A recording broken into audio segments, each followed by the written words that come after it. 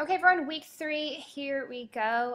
Moving along pretty quickly here. Did want to let you know that you should be keeping up with the grade book. I try and get grading done relatively quickly, so make sure that you look at any feedback. I use a lot of rubrics, so look at those, and that's where I write my feedback. So be keeping on top of that. Be keeping on top of your emails as well. There may be emails for some of you for your theory application images that I may have sent you for some corrections I want you to make. So make sure you stay on top of that. And my goal is to get through those as soon as possible so that I can get those back to you so you can start working on this week's assignments. And this week we're talking about form, content, and context. So we're building, again, even more on our kind of conceptual basis of what art is and some ideas that are really important here. So you're going to be reading chapter 2 and chapter 4 in your visual culture text, so a little more reading this week. And this is on form and also on ideology. This is the heaviest reading you will probably do. So I kind of pulled back. I took out some lecture material that I thought was a little superfluous that we didn't really need so that you could focus on this reading. If while you're reading this you have questions about any of that content, especially in that chapter on ideology in chapter 4, that one's a little bit complicated, but it's okay. Just because something's complicated doesn't mean that we shouldn't engage with it. We just go for it and we take what we can from it. I'm not expecting you guys to be postmodern theorists by any means, but I expect you to engage and then just ask me. I'm not really getting to what's going on here with this guy John Berger and his theories, or Laura Mulvey and what she's saying about the body and gender and art and all this stuff that we're going to deal with this week. So go ahead and just send me an email. Say, hey, can you help me through this content? Much easier chapter in looking at art, chapter 6, art in and out of context. So context is a really important concept.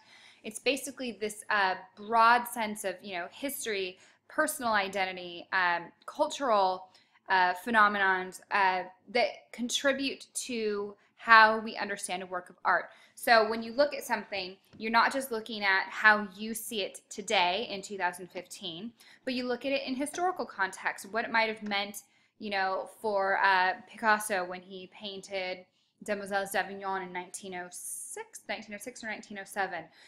How did the audience that day receive it? What was going on in his life that contributed to him painting that? What was going on politically? What was going on culturally? All of these things can impact how we understand a work of art. So make sure that you take some time to consider this idea of context. So that is our reading that we've got going on, and I of course have given you some concepts that I want you to focus on when you're looking at this reading in the visual art text. And so we want to look at this idea of form. We're going to be looking a lot at Roger Fry this week as well, who is a theorist that we're going to be writing about in our theory application paper. So this guy's pretty important.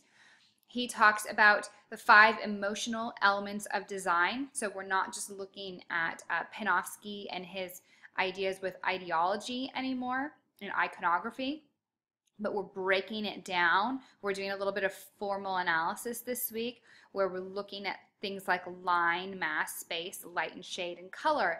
And Fry really believed that these elements contributed, how they were done, how the artist portrayed each of these elements could change our emotional, the way we respond emotionally to a work of art. And so really take your time with this. Let me know if you have any questions on this content. And I give you some stuff that I want you to take a look at with this guy, Jean Berger, and then also with a woman named Laura Mulvey, and she has this really interesting concept about viewing art from a male point of view, that all of us are conditioned in contemporary culture to view art and view images that way. You may not agree, and that's okay. So again, this is a little bit heavy material, but it's okay. Just get through it. There's just a short quiz, only 4 questions this week, and it's nothing too terrible. So don't waste too much time with this reading if you're feeling like you're not understanding it. But again, just dive into it. Ask me any questions you might have. Okay, and what we are going to deal with this in regards to the reading is a journal entry. So remember that these are based on your opinion. As long as you're writing them the appropriate length, they are on subject. and you turn it in on time, you should get full credit on these. You only need to pick one of these prompts to write about this week, so don't write about both. You don't need to do that. So the first one is dealing with John Berger. The second one is dealing with Laura Mulvey. So this is all what is in chapter 4 in our reading in the visual culture. So the chapter on ideology, that's what this is based on here. So we have the first prompt, this guy John Berger, he's a French guy, so not burger, believed that we mystified the art of the past by making it into this quote-unquote holy relic. So he's not saying that it is necessarily a religious work of art, but that we treat it with the same awe, the same sense of ritual. So again, this does not mean that art is necessarily religious, but that we treat it as such. We often go on pilgrimages to see famous works of art or treat the experience of viewing them in a ritualistic manner. Select a work of art you think fulfills this idea of being a holy relic. Why? Do you think this is a healthy or unhealthy way for us to view art? Be sure to include the actual image of the work of art in your journal entry. That way I know what you're talking about. So don't just pick a work and start talking about it. Actually embed an image into your journal entry. It's the same that you would do it in a discussion board, that little icon that we looked at in last announcement about embedding images. So I'm going to use the Mona Lisa for an example here. Please don't use the Mona Lisa. That we go on a pilgrimage, right? The Mona Lisa is one of those cultural bucket list items that people like to go and check off. And we view it in this, ritual experience of going into the Louvre, standing in front of it, and the way you dress, the way you act, all of this kind of contributes to this ritual experience. And why do we feel the need to go and see something like this? So I want you to start engaging in those ideas. So consider art that's like the Mona Lisa, that we've kind of elevated in our culture to be something that we almost in a way worship. And consider also how this is really maybe not very healthy also. So the second prompt, and I don't have as many students pick this one because it's a little more difficult, but I'm going to encourage you, if you really want a couple brownie points, to go for it, because I think it's a really interesting one. So there's a theorist and critic named Laura Mulvey, and she believes that when we are viewing art or watching films, the gaze is male. And so read this section in the text. Do you agree? Support your opinion with evidence from the text. So that's an interesting topic to engage with there. And again, the equivalent of a page double-spaced 12-point font in a word processing program, but you can submit it directly into the text editor. You don't need to include an attachment. Just type it up in a Word document and copy and paste it over into the journal entry, and you are good to go. And I apologize, I need to fix this. Looks like when I was copying this section over, it got I copied some of it from the Psychology of Color one that we did before, so I apologize. I will go ahead and fix that right now. And voila, magic of technology, right? So that is all fixed there for you. Okay, this is the meat and potatoes of our week. We're going to be writing a theory application paper outline, and some of you might be rolling your eyes. Why on earth do I have to write an outline? That's not the way I work. Well, it's the way we're going to work in this class, again, because we're working a little bit in baby steps, because I know that 90% of you are new to writing about art. This is an upper division class, and so we have to kind of dig in, but I'm trying to assist you as much as I can. So this is a 6 to 8 page paper that's going to be written over the theories that we cover in class, so primarily Panofsky and Roger Fry's 5 Emotional Elements of Design. It's due at the end of week 4, so the end of next week. So this week you're going to write an outline, and the more complete your outline is, the more feedback I can give you for your paper. So please be sure to view the rubric for this assignment before you submit it. And I've included a copy of the outline for you to download in 2 formats. So right here you have a Word document that you can download, and that way you can just fill that one right in, or if you want to just look at the PDF file, we can do that as well. Before we actually take a look at that outline, what I would like to do is jump over to the week 4 learning activities so we can look at what exactly it is we're going to be writing this outline for. So let's jump over here.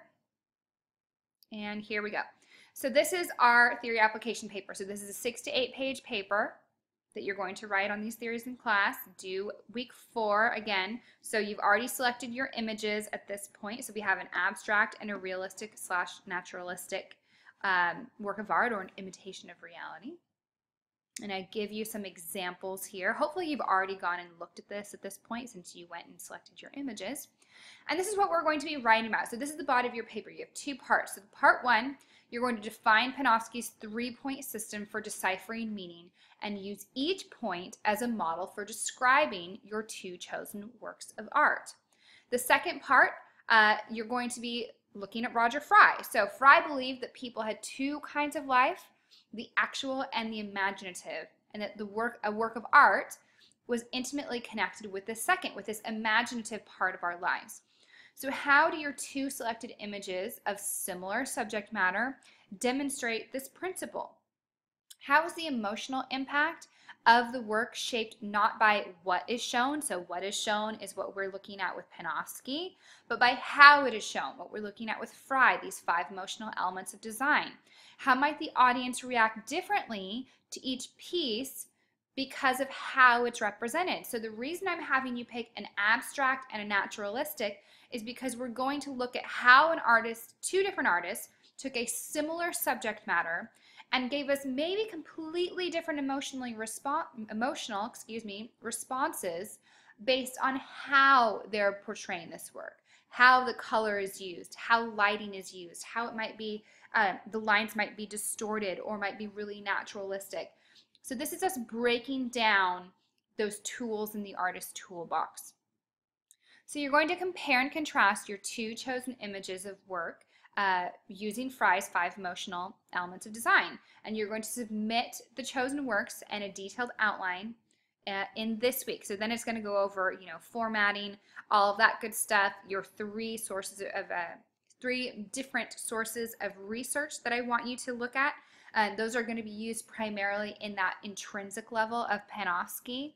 You're going to include a works cited section. Remember that first-person narrative voice is not appropriate for formal paper, so we looked at that in our writing styles presentation. And of course, be sure to proofread. I'll go over all of this one more time in next week's agenda, but let's go ahead and go back to our outline so you can get an idea of what that looks like. Here we go, and I'll go ahead and look at the PDF version here. And so I've included a very thorough outline for you. And excuse me, this is not worth 50 points. It's worth 35 points, I believe, at this point. This was from an older version of the course and the point system is changed slightly. But be very thorough. The more effort you put into this outline, the better your paper will be. This is what I suggest that you do with your outline. It should be so thorough that anyone could take your outline and write the paper. So thorough that next week when you go to write your paper, it's basically just putting it, filling in those gaps. Your work really should be done this week. You're really, in a way, writing your paper this week, hashing out all that research, all that analysis here, so that way you're just kind of typing it out in a more eloquent fashion for next week, okay? So don't just be very vague on this and then save so much work for next week. Plus, the more you write here, the more feedback I can give you or tell you, yep, you're really on the right track, this is solid. I will, if needed, give a lot of feedback on these, but I cannot give feedback if you don't give me a good, thorough, full-bodied outline, okay? So I give you a whole outline that you can fill in what I'm looking for, how I expect you to format the paper. I won't do this for any other paper this session. It's just this one. But be as thorough as you can. Remember, no first person. Include your images here. Do your works cited section here. Include any quotes from the text or outside research that you're going to use in your paper. So this, again, you're writing your paper basically this week and then just filling in the gaps next week. So please let me know if you have any questions on this at all. Then you've got your short review quiz. It's just a quick, easy one, 4 questions, I believe.